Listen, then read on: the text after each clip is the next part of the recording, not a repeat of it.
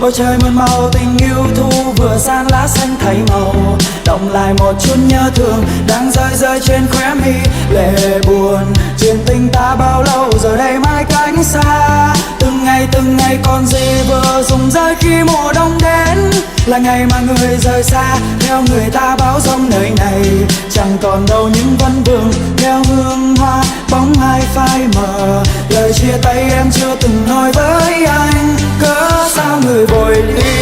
Vài câu hát cho em, Điều ký ức cho em khiến em rơi như qua rồi để một cơn gió cuốn theo em. Và chúng ta bây giờ thì chúng ta phai mờ rồi ai kia đã vội mang người đi.